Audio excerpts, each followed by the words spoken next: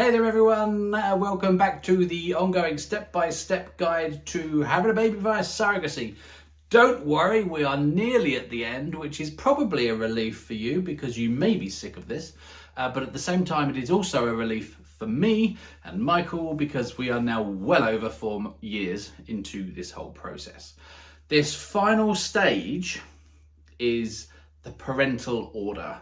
So this is the official document, which means that your surrogate child, who currently will have down as parents the surrogate as their birth mother and the surrogate's partner, if she has one, as the birth father.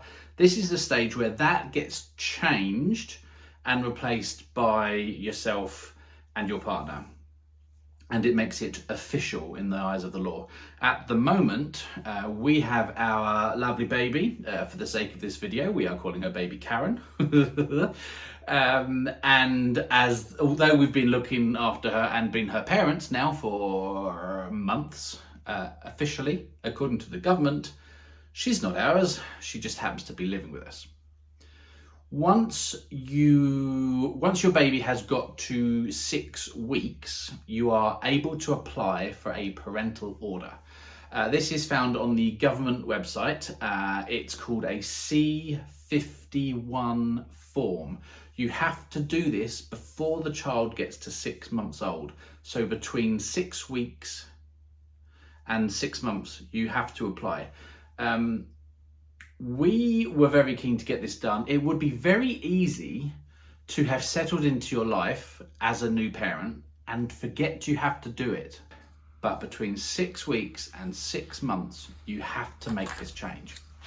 The C51 form looks like this. It is reasonably straightforward. There's a section about your child. There is a section about the birth parents as far as the government's concerned, and there is a section about applicants, first or only applicant. This was the bit that we got a little bit confused on because one of us, me or Michael, is already on the birth certificate because Alex doesn't have a partner, and did that mean that we also were reapplying? Yes it does. So the applicants on the C51, the parental form, are the 2 IPs, you and your partner, if you are a couple, and the birth parents are the surrogate and the surrogate's partner, if there is one. The other bits on the form to fill out are things to do with, are they challenging? Is there a disagreement? The same form is used for adoption and all sorts of child disputes. So there will be some stuff on there which doesn't apply in this situation. Once you've gone through all of that, they will ask you, do you want a solicitor? Is there a solicitor involved? You don't have to have one. We aren't having one. There is then a section about declarations. There's a bit that we have to fill out, there's a bit that the surrogate has to fill out, and then there's a bit where we all have to agree it. There's then a separate follow-up C52 form, which is all about acknowledgement. That needs filling out by both yourself and the surrogate also. Don't try and save time and do what we did by getting Alex to fill out all the surrogate bits and then submitting the form in one go. That doesn't work. We were told, no, you're too efficient for us. The papers have to be presented to the surrogate formally. They have to have a court stamp on them, and they have to be delivered by the court to the surrogate to get her to fill out her bits. So don't try and save time by filling out the whole bit with your surrogate if you're in a really good relationship with her and they are local to you, which is what we did. Once you have done your part, the IP, the parent part, you then need to send it to your local government office. We decided to hand deliver it because it's not too far away from us and we were nervous about postal services and stuff. If you choose to do that, I will point out that this is an official government building and government buildings tend to have you being searched at the front door.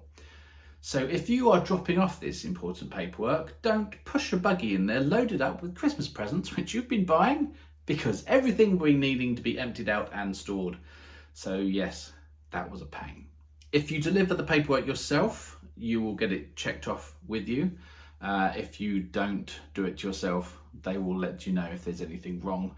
The important bit for you to know, there is a £255 fee for the paperwork as it stands in 2025.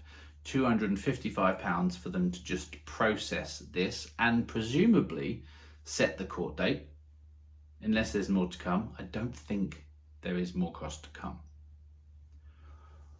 Once they've got that paperwork, they will then say, thank you very much, we will consider it and get back to you, basically. They will then send that paperwork to your surrogate. She will then fill out her bit. That will then get sent back to the court. And you then just got to have a bit of a wait. It's been about 2 months since Alex sent back her part of the parental order to the courts. And we got a letter last week from CAFCAS, the Child and Family Care and Support Service, I think. Don't quote me. Saying basically that as part of this process, we need to confirm that it's within the child's best interest to stay with you. Not gonna lie, that kind of makes you feel a certain kind of way, and you feel your hackles raise. And you immediately get a bit defensive. Of course it's within her best interest to stay with me. But that is a normal response. They're not doubting you. They're not about to snatch your child away. They just need to make sure that everything is fine. So about a week later, we've had a call from CAFCAS, and they're sending one of their officers to our house to do a site visit. This is normal. And to see the two of us with our baby.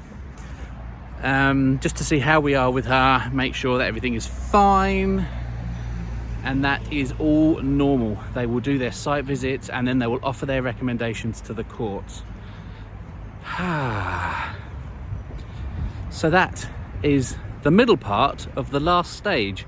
Once the court have got all their recommendations and stuff, we then go and see them, and they offer their final assessment of the parental order and of the surrogacy process. We have a date for that. That is another 3 months away still. Ooh.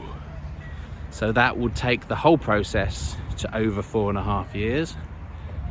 But we'll cross that bridge when we come to it. So we have our caseworker turning up in a couple of hours. Michael is running around tidying the house up. It's kind of like a low-key sense of anxiety. But basically, we just have to be ourselves. And we've never had any difficulty doing that before. Well, the CAFCAS support worker lady person has been. She was lovely. Very nice. I don't know if we're especially lucky or if all caseworkers are really nice. She said that so much of what she does for a job is quite negative or nasty, or she deals with family breakups and, you know, stuff that's gone wrong. So this kind of environment where a baby's been so longed for and welcomed, she was lovely. She loved it. Best part of her job, she said. We've chatted for about, oh God, nearly an hour. So she'll cover your family situation, as in parents, grandparents, that kind of thing, jobs, routines. She'll talk about, you know, kind of her setup, how you do things. It was a lovely chat, One thing that she said I thought which was particularly wonderful. We were talking about what our daughter was doing now, you know, where she'd developed, where she'd got to. And she said, having a child, every day with a child is like spring because there's always a new discovery. How sweet is that? Every day is spring. Lovely. So next step, she is writing up a report. She's not entirely sure what she's doing herself because she's only done one surrogacy before. She's not sure if she needs to speak to Alex, our surrogate, too, to get that information, or whether we need to get it. So she's going to find out what else she needs. And her investigation then goes to the courts, and we have our court date, which is still 2 months away. So we might have to do some data gathering in advance of that. So showing statements in the bank, money that's left our account, how much we paid clinics, how much we paid donors, how much we paid Alex. So she'll either be getting paperwork from Alex on that or statements from us. I guess I will tell you when I know myself. So yes, we had our home visit from a CAFCAS officer, and it was pleasant and fine. In terms of a timeline, it was 4 and a bit months after we submitted the parental order paperwork. So this final stage takes quite a while. We now have a court date to make everything finished and done and wrapped up, and fingers crossed, finalised in a further 2 months' time. So from submitting the parental order paperwork when baby was just over 6 weeks old, by the time we go through the court bit, baby will probably be about 8 months old. There's a thought. CAFCAS visitor has obviously interviewed us. We were then waiting to hear back from her on what else she needed because she didn't actually know. We still haven't heard back, so this is how fresh and recent this video is, but I can tell you that the information that she will need will be from us, proof of what we have paid our surrogate in terms of the monthly payments, and she'll need proof of what we've paid out for the donors and the surrogacy process. She will then have to approach Alex, our surrogate, in terms of getting a breakdown of her expenses, what that money got spent on. So she will talk to our surrogate for that bit. Other bits that we've already given her is baby's birth certificate as it stands at the moment. We've given her the NHS number, which is on the front of that red book that we got when the baby was born, if you remember that. And I think that's all the evidence that they are going to need from us. The next step is for her to complete her investigations, write her reports, get all the stuff that has come from the surrogate and present it to the courts, in which case they will have that ready for our appearance in another 2 months' time, and hopefully it will be brief and they won't be challenging it, and they'll see how loved and cared for our little Karen has been and it continues to be.